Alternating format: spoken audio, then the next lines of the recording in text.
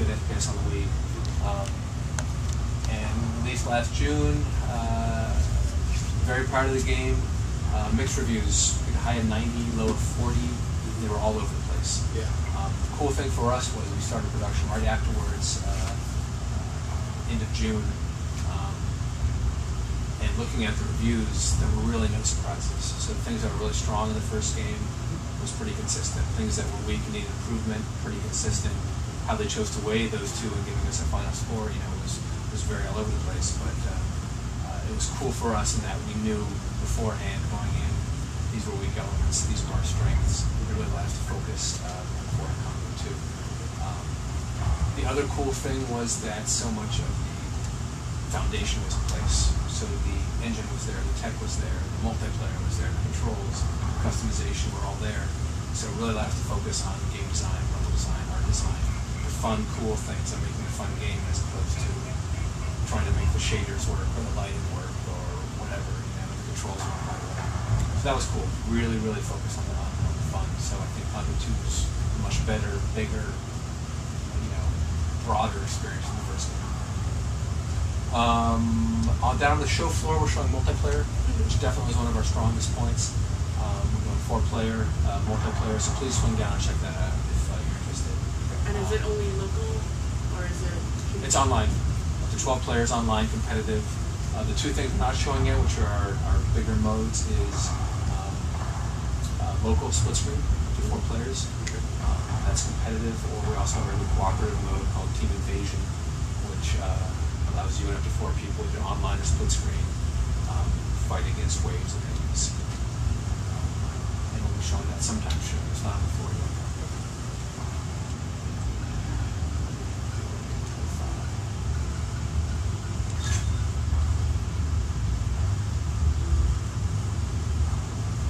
A couple things to point out, we support Wii Motion Plus.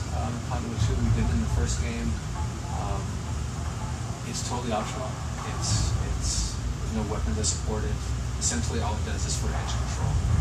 For FPS on the Wii, as you get to the edge, there's a bounding box, which in our game is fully customizable, the size as well as the speed. If you get your pointer off screen, it loses input, and the Wii has no idea where the pointer is, where the controller is. And in the first game, you had selectable options to either continue spinning around or stop the camera.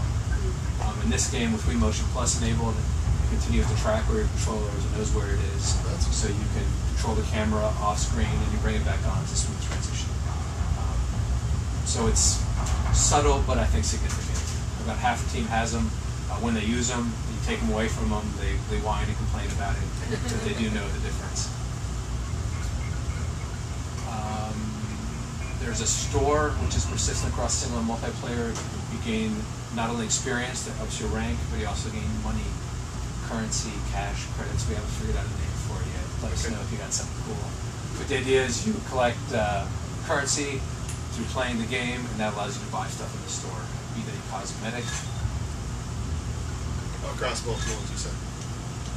Right. Yeah. That's the competitive and cooperative, as well as single player. You always play as the main character. You can't change your skin, but the suit upgrades and the weapon selection does cross into the single player.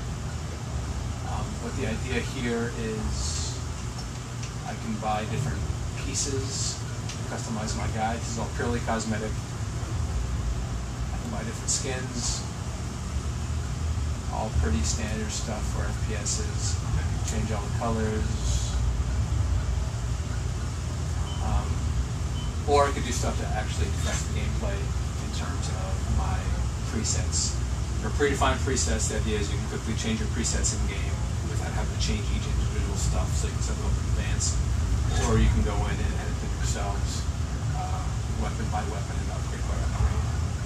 In Conduit 1, we had about 6 or 7 weapons per level. You couldn't change them. That was based on memory, so you were stuck with the 2 weapons we gave you at the start of the mission. In this one, you can actually pick which weapons that you start the game with, which we think is cool because you can go back and replay a level with totally different weapons, get a very different experience. We also have, which are new, is suit upgrades. Similar to perks, I guess, in Call of Duty. The idea is that you can have bonuses that would match your playstyle. So if you want to be a stealthy, fast guy, you can pick the stealth upgrade, which makes you visible on the radar. You can pick the sprint, which allows you to unlimited sprint. You can the quickness one, which makes your reloads faster. Or if you want to be a tank, you can do heavy armor, slows you down a little bit. You can do armory, which lets you carry 2 primary heavier weapons instead of the primary and the secondary. So a lot of options here. I think there's currently about 30 perks. Hopefully players will pick up on it and pick perks that match their playstyle. Final point is we have a friends and rival system. If you're familiar with Nintendo's system of friend codes, you have to enter a 12-digit friend code on both sides to become friends, and that allows you to find each other online. We've talked quite a bit with Nintendo, and we now support the rival system as well. Is that the same as in like Prime Hunters? Exactly the same. Okay. So you don't have to enter friend codes in-game. You add a boom rival, they become a rival. You can find them. They're separate lists from friends and rivals, but essentially serve the same purpose without having to enter a friend code. Okay. Final thing, we do support the new headset peripheral, the second-party one. It's exclusive to the Wii. This company can only make the ones on the Wii.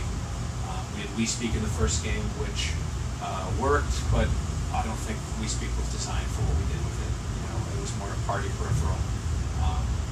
This is much more geared towards FPSs and having the headset and the mic. I've never seen that. Who makes that? Yeah, I've never seen that either.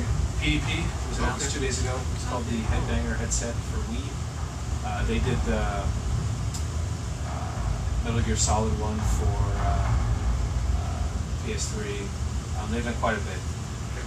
How does it hook up? Does it look like a Wii Speak to the system, or is it a different kind of? Essentially, in code-wise, it's pretty similar to Wii Speak. So Okay. our foundation is that we didn't do a lot of extra work to support it. But yeah, just so much better. Yeah.